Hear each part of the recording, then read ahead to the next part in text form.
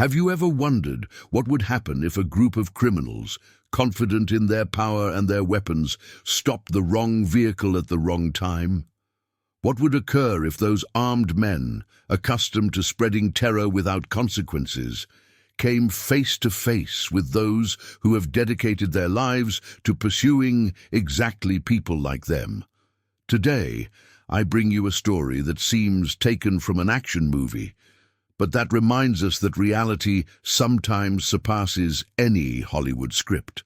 This is the story of a group of gangsters who believed they had everything under control, who thought that day would be like any other in their criminal life, until the doors of a bus opened and their world changed forever. Before continuing, I need to ask you something important. Stay until the end of this video, because what happened in those final moments is absolutely incredible. Also, we have a collective challenge. Reach 100 comments on this video. Yes, 100 comments from people like you who help us continue bringing extraordinary stories like this one. Your participation makes the difference, so don't forget to leave your opinion below. And please subscribe to the channel if you haven't already, because those who subscribe and watch complete videos are the first to be notified by the platform. Don't stay behind, join our community. Now yes, let's begin with this story that will keep you on the edge of your seat. The morning had begun like any other on that interstate highway that crossed miles and miles of arid and solitary terrain. The sun was just beginning to rise on the horizon, painting the sky with orange and pink tones that contrasted with the darkness that still covered part of the landscape. Traffic was sparse at that early hour, with only a few cargo trucks and private vehicles heading toward their destinations. Among those vehicles, a passenger bus was moving at constant speed, following its programmed route without calling anyone's attention. It was an ordinary bus, one of those you see every day transporting people from one place to another, with nothing to distinguish it from the others. The curtains were partially closed, and from outside it was impossible to know who was traveling inside. But that bus was not as ordinary as it seemed. Inside, strategically distributed in different seats, were traveling 22 federal agents returning from a specialized training conference. These men and women had spent the last weeks perfecting investigation techniques, intervention strategies, and security protocols. They were highly trained professionals, each with years of experience in the field, and although that day they traveled in civilian clothes, without uniforms or visible badges, their training was an integral part of who they were. Most were dozing in their seats, taking advantage of the travel hours to rest after the intense training sessions. Some were reading, others listening to music with headphones, and a few were talking quietly about everyday topics. Nothing in their behavior suggested they were anything different from regular passengers. Meanwhile, several miles away, a group of 8 criminals was preparing to execute what they believed would be a perfect hit. These men had been operating in that region for months, dedicated to assaulting vehicles on lonely highways. Their method was simple but effective.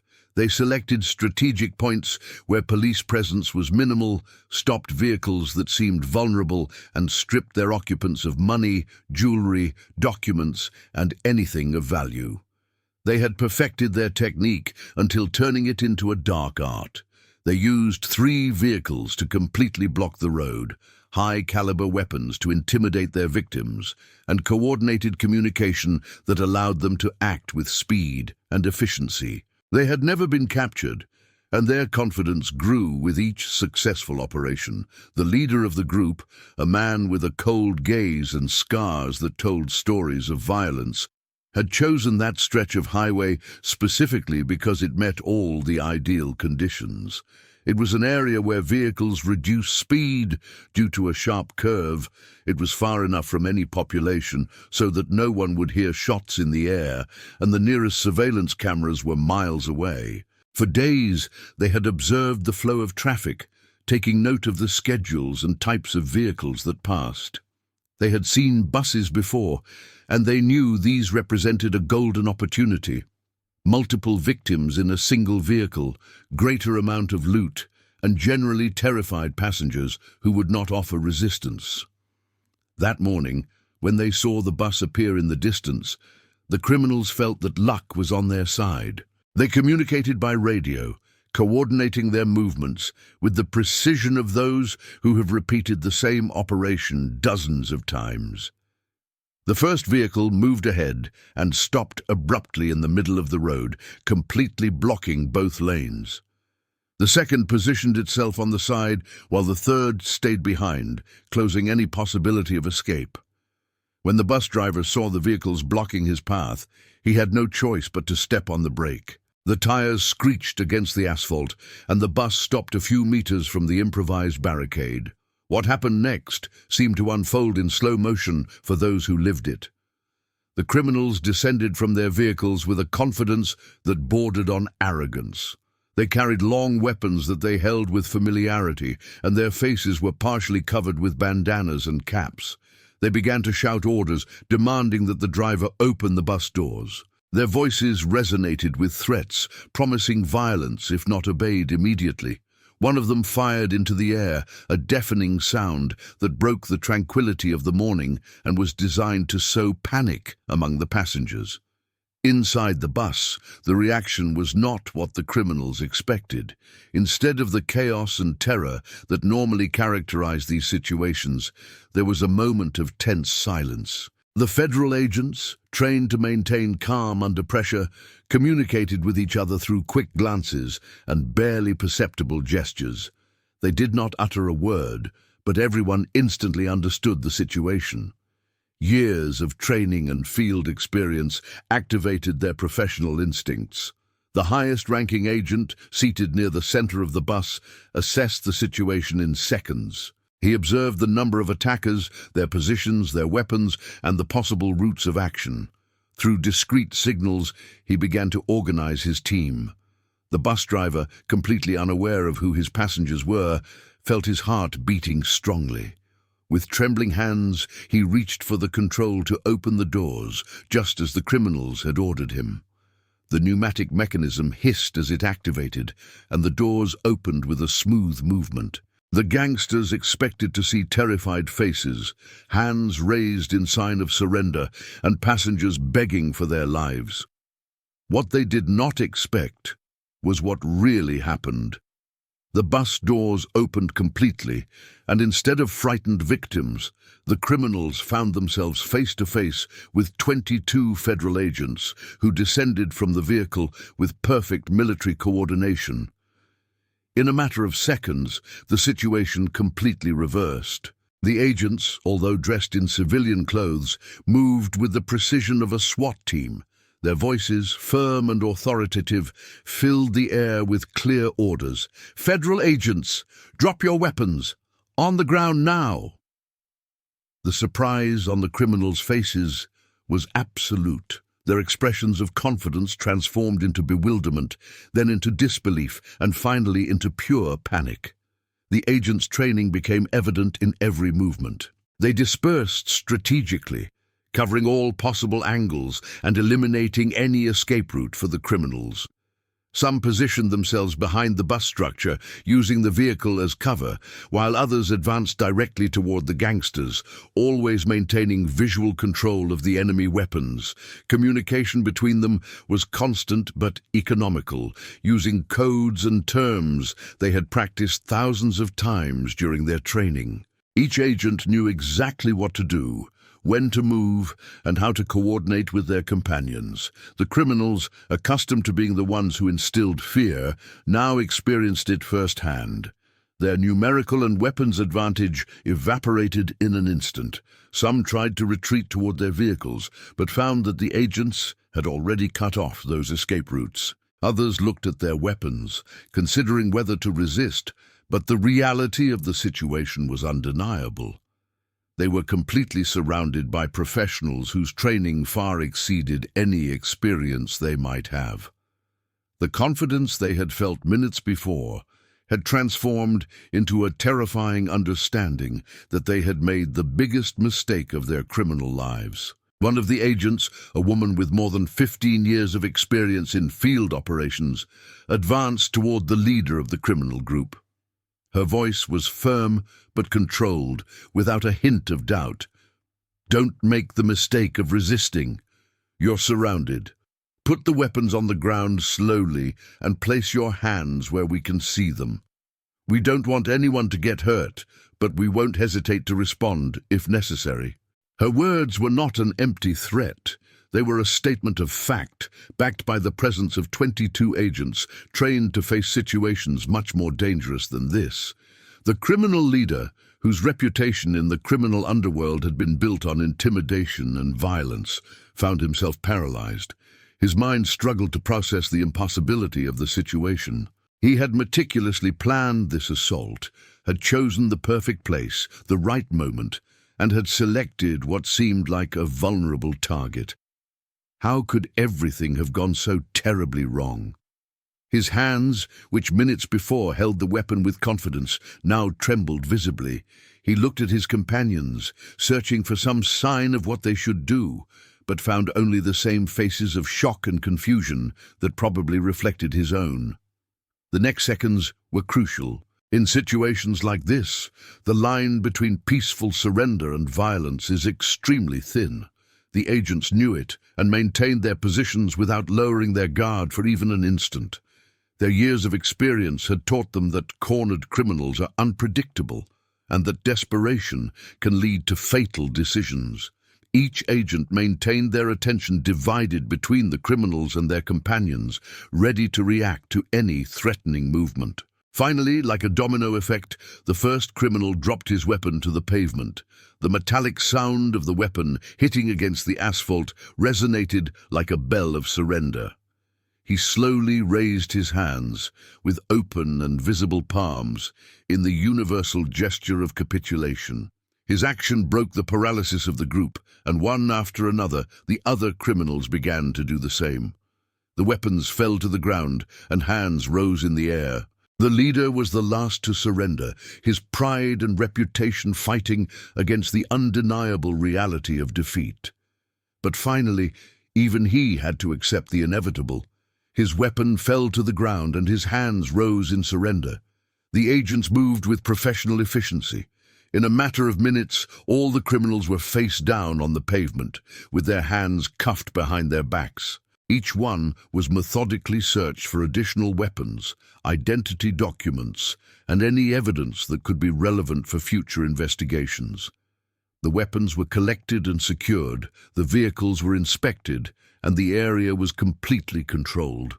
Meanwhile, some agents were already making calls to the central office, requesting support units and vehicles for the transport of the detainees. The bus driver, who had observed the entire scene with a mixture of terror and amazement, could barely believe what he had just witnessed. He had feared for his life and for the lives of his passengers, and in a matter of minutes he had seen how the situation resolved in the most unexpected way possible. One of the agents approached him to verify that he was okay and to briefly explain what had happened. The driver couldn't stop trembling. Adrenaline still ran through his veins, and he needed several minutes to fully process the experience. While waiting for the arrival of support units, the agents began to briefly interrogate the detainees.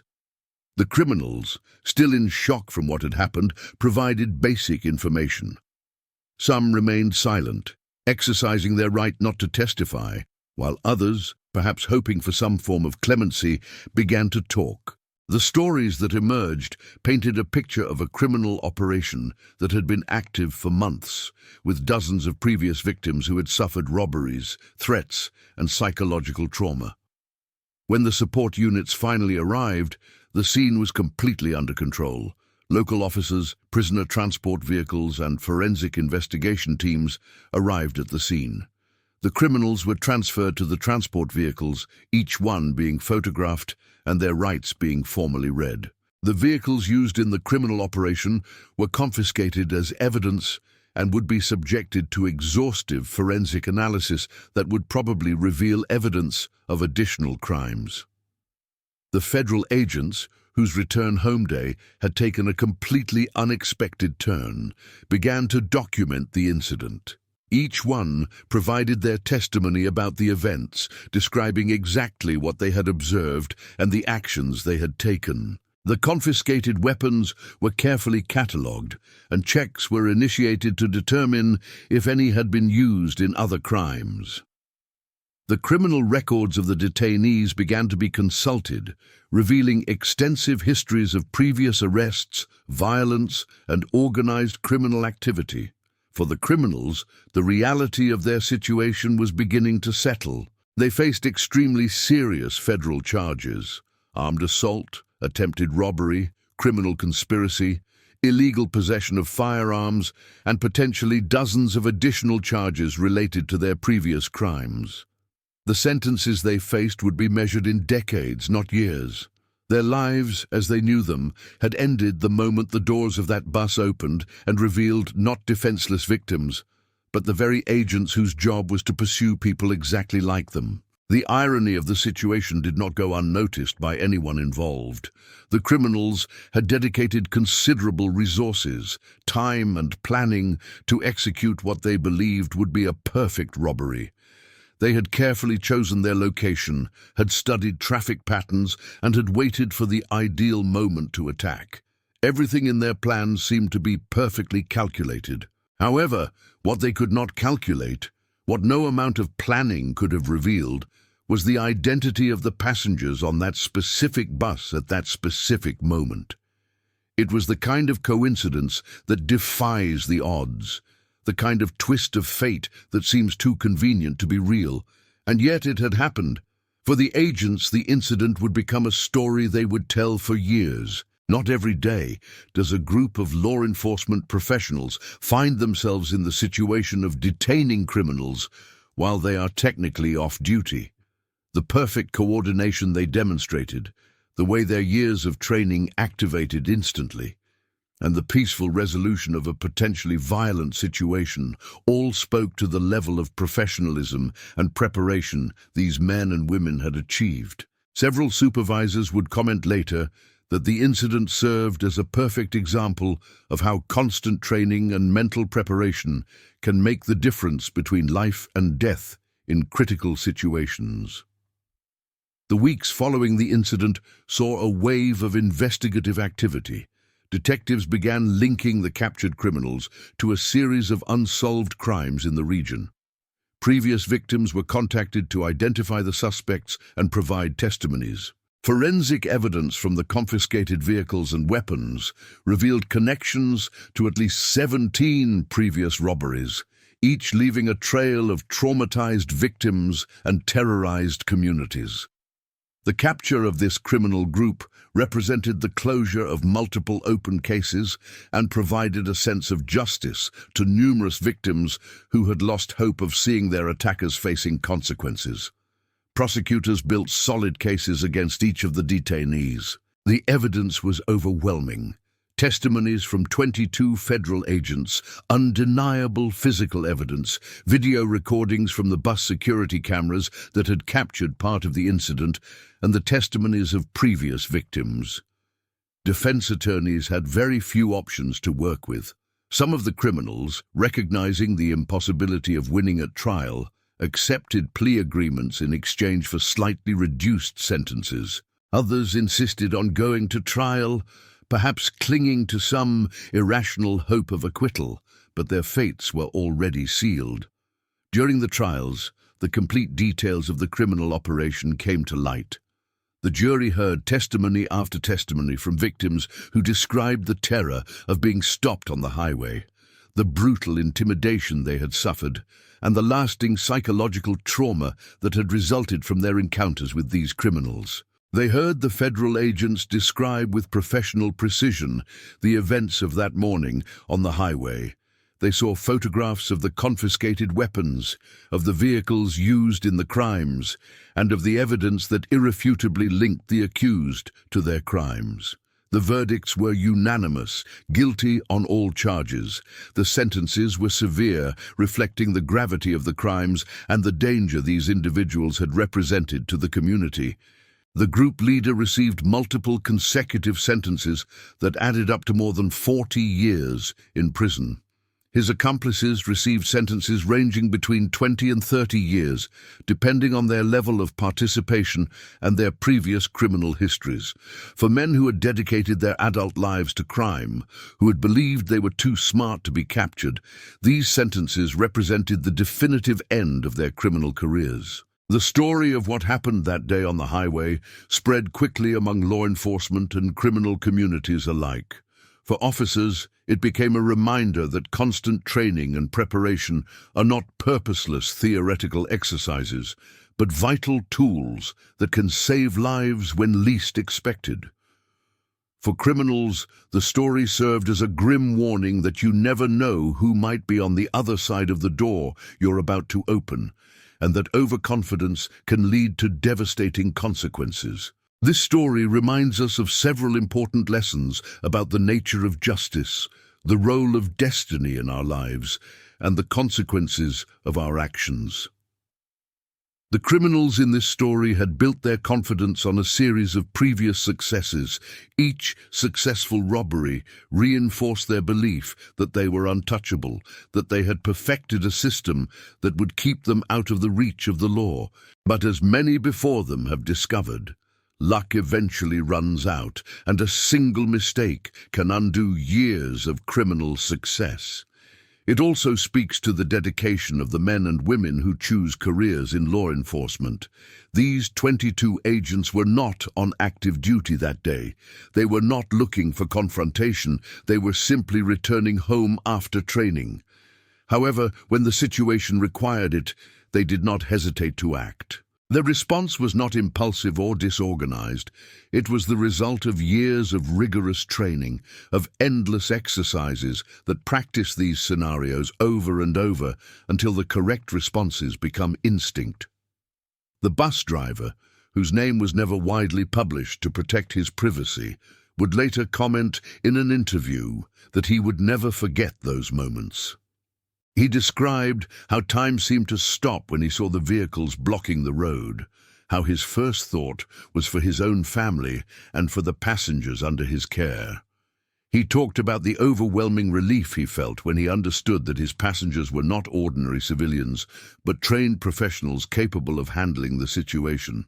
For him, what had begun as potentially the worst day of his life transformed into an extraordinary story of which he would be part forever. The previous victims of these criminals expressed complex feelings when they learned of the capture. On one hand, there was relief and gratification that these individuals would finally face justice. On the other hand, the trauma they had experienced would not simply disappear because their attackers were in prison. Many of these victims had developed severe anxiety related to travel. Some had completely abandoned the highway routes they used regularly. Others struggled with recurring nightmares. Legal closure was important, but the process of psychological healing would be much longer and more complicated. In the communities where these criminals had operated, the news of their capture was received with celebration and relief. For months, residents had lived with fear, altering their travel routines, avoiding certain stretches of highway, and always looking over their shoulder. Warnings had circulated on social media. Community groups had organized convoy travel systems for greater security, and the tension had been palpable. With the capture of the criminal group, that cloud of fear began to dissipate. People could travel again without that constant fear in the back of their minds. Now, I want to speak directly to you, who have remained until this point in the video. This extraordinary story shows us that justice, although sometimes seems to arrive in unexpected ways, eventually prevails. The criminals in this story believed they had everything calculated, that they were smarter than the system, that they could continue their life of crime without consequences. A single moment, an impossible coincidence, changed everything for them and for the communities they had terrorized. What do you think about this story?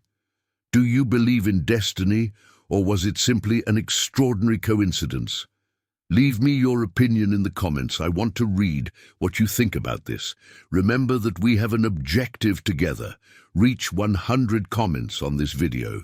Your participation is not just a number, it's what allows us to continue bringing inspiring, exciting, and meaningful stories like this one. Each comment tells us that our work matters, that these stories resonate with you, and that motivates us to research and share more quality content. We need to reach that goal, to continue growing and bringing more stories that are worth it. And if you haven't subscribed to the channel yet, this is the perfect moment to do it. Do you know why? Because platforms like this work in a specific way. They reward those who commit completely. Subscribers who watch videos until the end are the first to be notified when we upload new content. They are the first to discover the next incredible stories we have prepared. If you only pass by here occasionally, without subscribing, without watching complete videos, the algorithm simply won't show you our content with the same priority. You'll stay behind while others are enjoying the most fascinating stories. Don't let that happen. Press that subscription button right now, activate notifications, and be part of this community that values real, impactful, and memorable stories. And if you want, tell me from which corner of the world you're watching this video. Your comment matters, and I want to read it and reply to you personally. For more exciting stories like this one, click on the video that's appearing on your screen right now. Don't miss it, because what comes next is just as fascinating, just as incredible, and I guarantee you won't want to miss it. See you in the next video, and remember, subscribe, comment, and stay until the end. Your support makes it possible for us to continue bringing these extraordinary stories. See you soon.